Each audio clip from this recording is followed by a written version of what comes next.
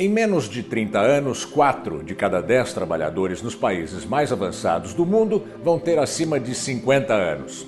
Essa é a previsão da Organização para a Cooperação e Desenvolvimento Econômico. Com a participação dos mais velhos no mercado de trabalho, o padrão de vida dos países ricos vai ser ainda mais alto. Prolongar a vida ativa dos profissionais pode aumentar em quase 20% o PIB per capita dos países da OCDE. Mas no mundo todo a discriminação pela idade é um problema. Apesar de os profissionais veteranos serem hoje mais saudáveis e qualificados do que nunca, seu talento continua subutilizado e pouco valorizado pelas empresas. A pandemia da Covid-19 trouxe ainda mais problemas para o trabalhador com mais de 50 anos de idade. Se antes da pandemia esse grupo já tinha dificuldades para se empregar, agora, com a crise, reduziu-se a oferta de novas vagas e aumentaram as demissões.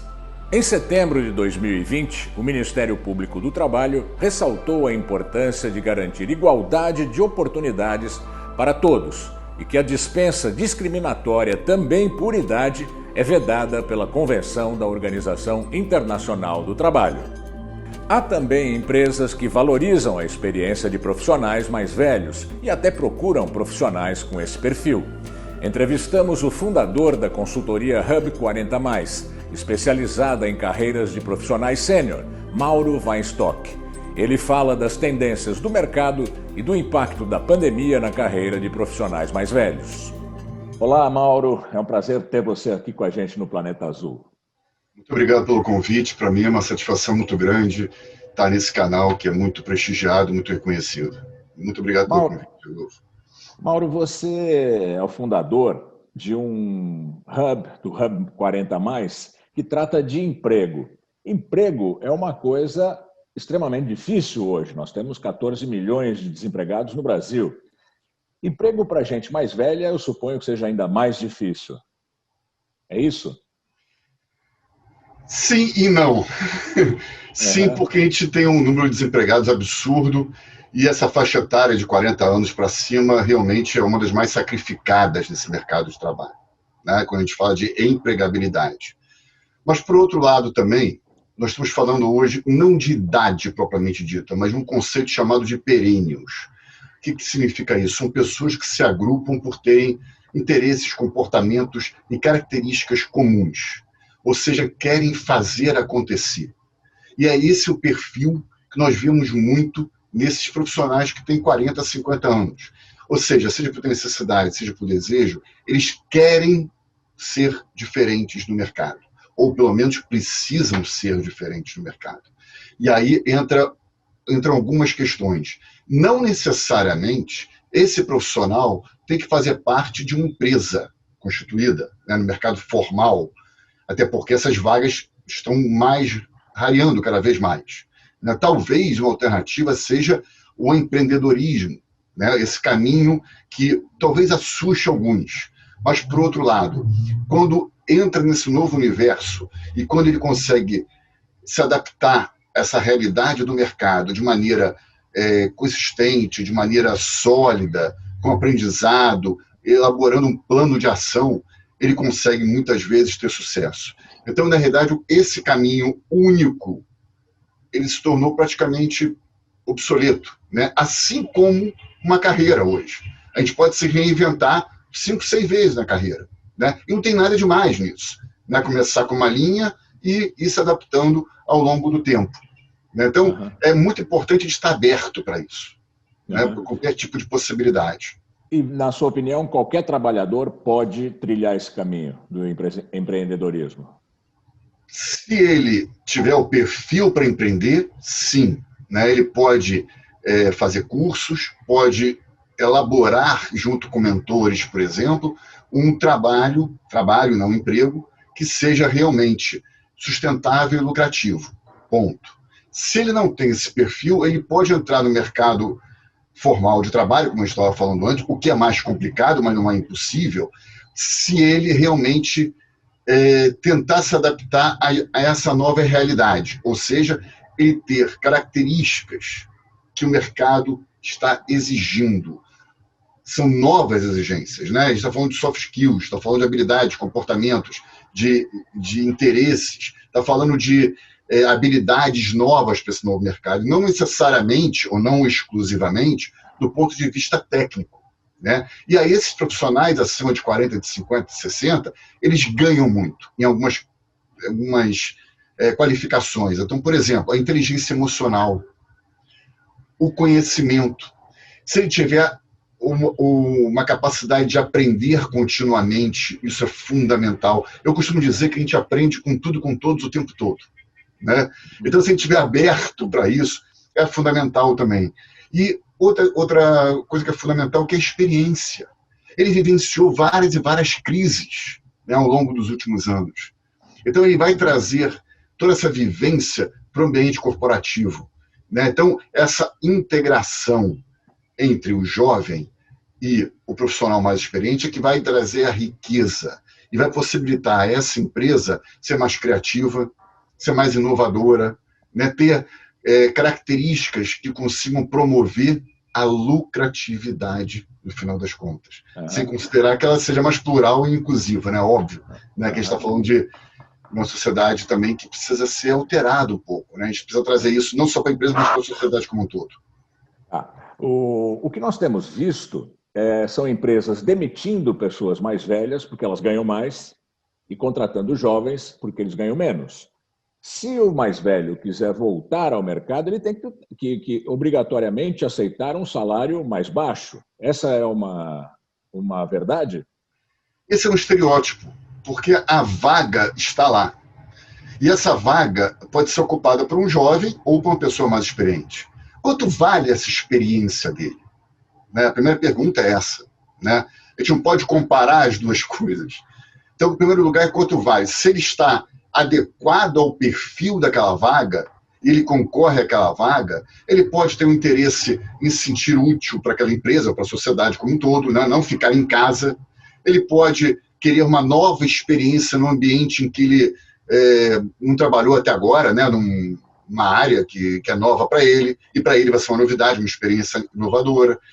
Ele pode ter a convivência com outros profissionais, pode fazer muito bem para ele, essa integração geracional também. Então, às vezes, o salário não é uma questão tão fundamental, né? E aí eu venho com outra questão. Hoje, no mercado de trabalho, em qualquer nível, principalmente na juventude, a grande exigência é o propósito e a diversidade da empresa.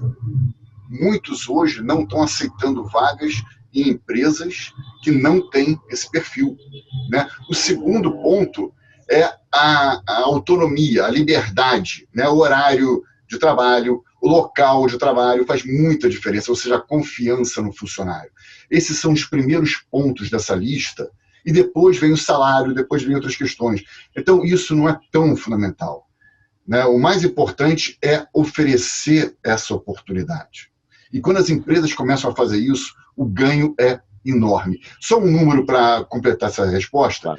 Para você ter uma ideia, as principais empresas do Brasil, listadas na Bolsa de Valores, né, a média etária dos CEOs é de 54 anos. Então, tem vários exemplos disso. Os conselheiros mais ainda. Então, o que eu quero dizer?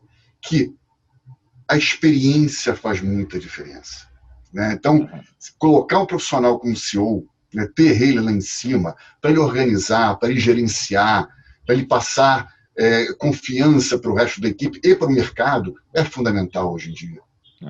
Como é que a pessoa com mais de 40 anos, quando perde o seu emprego estável numa empresa como empregado, descobre se ela tem esse viés para o empreendedorismo ou não? Eu acho que o primeiro passo, como eu falei antes, é o aprendizado, né? Ela tem que entender ela mesma em primeiro lugar, quer dizer, o autoconhecimento, né? Quais são as minhas principais deficiências? Como eu consigo superar? É tecnologia? O que eu não consigo fazer, ou pelo menos até agora, ou foi um empecilho para mim? Por outro lado, qual é o meu potencial? Como o mercado de trabalho vai me ver, né, em termos de potencial? E aí, no meio de tudo isso, há uma coisa chamada marca profissional, a reputação. Quando você constrói isso, você constrói uma rede de network, né? Então, o que significa? Network é fundamental. né? A gente citou o LinkedIn, por exemplo, que é uma rede profissional, né? Lá a gente troca informações, compartilha conhecimento e faz relacionamento. E hoje a empregabilidade, voltando para o mercado de trabalho formal, 85% das pessoas recolocadas vêm através do networking. Então é muito importante fortalecer exatamente essa marca pessoal, a confiança, a credibilidade perante o mercado. Isso se faz através de artigos, faz através de troca, né, do network positivo mesmo, né? Então, claro que você pode colocar um currículo em vários lugares, tem até aplicativos hoje próprios para 40 mais, né, voltados para 40 mais. Há várias alternativas, mas isso o próprio profissional precisa enxergar, ele precisa querer, né? E a empregabilidade, ela tem vários cursos que você pode fazer, alguns até gratuitos, tem várias formatações que podem ser feitas em que você saia para o mercado e se junte, crie uma equipe multidisciplinar, né, junte com outros profissionais e cada um vai complementando o que o outro não consegue oferecer de forma total, né? E aí eu vou dar outro número para você também. Quando a gente fala de startup, a gente associa muito a startup à juventude e tecnologia, né? Só que a média global, a média de idade global, mundo das startups de sucesso é de 45 anos. Então, olha que é a diferença. Seja na empresa formal, como você tem antes, seja na startup, a gente está falando de pessoas acima de 40 anos. E aí eu citei o LinkedIn também, né? Você pegar os principais influenciadores, os mais seguidos do LinkedIn, todos eles têm acima de 50 anos. O Ricardo Amorim, que é a exceção, que é o primeiro, vai fazer 50 anos agora em fevereiro. Os outros todos estão bem acima de 50 anos. Então, olha, quem está influenciando a maior rede profissional do mundo são 50 a mais também. Uhum. A gente vê que, historicamente, as pessoas mais velhas têm dificuldade com tecnologias novas, porque elas foram formadas com tecnologias antigas. Isso sempre, nossos avós passaram por isso, nossos pais, e nós passamos hoje. Essa quase que incapacidade da adaptação tecnológica atrapalha o emprego acima dos 40, 50 anos? Eu não acho que esse público tem capacidade tecnológica. Esse público tem que ter a vontade de aprender. Eu tenho parceria com várias empresas, startups inclusive, que têm cursos específicos para qualquer coisa que você queira fazer na internet ou no celular mesmo, que é voltado para o público acima de 50 anos. Então, quem quer, vai fazer. Só que o aprendizado tecnológico, você aprende, né? Você ganha conhecimento através de cursos, através do YouTube, né? Que é talvez um dos principais canais também para isso. Experiência, não. Experiência você precisa acumular ao longo do tempo. Então, aí que está a grande diferença, né? Eu cito no meus posts no LinkedIn vários e vários exemplos de profissionais, nem só profissionais, são pessoas, gente como a gente, né? Não estou falando de celebridade, não, que se reinventaram agora na pandemia e criaram, por exemplo, canais no TikTok, né, com 90 anos. Estão vendendo, por exemplo, coxinhas, ou está vendendo outro tipo de produto. Por quê? Porque junto com o neto, muitas vezes, né, com o filho, com o neto, eles elaboraram isso. Só que a marca que vai através da rede social, né, que vai ser projetado, a conversa com o público é dela, é dele, que tem acima de 80, 90 anos. Então é muito bacana você ver essa reinvenção. O Cid Moreira agora, com 93 anos, acabou de criar um canal, um rádio, uma rádio, né, uma startup. 93 anos, se juntou com duas pessoas que também têm acima de 50 anos, dois profissionais renomados no mercado, e criaram uma rádio. Então, é muito possível se reinventar. Então, você tem que ter uma característica que é a vontade genuína. Isso é fundamental. Você citou agora a questão da pandemia, do nosso isolamento social, desculpe. Isso mudou bastante a empregabilidade, ou pelo menos mudou as ferramentas para procurar o emprego, o trabalho? Sim, é tudo virtual, mas isso não quer dizer que seja ruim, né? Porque isso também trouxe uma maior tecnologia para as pessoas acima de 50, 60, 70 anos, que às vezes estavam fora daquele ambiente. Então, isso também acelerou a digitalização desses profissionais.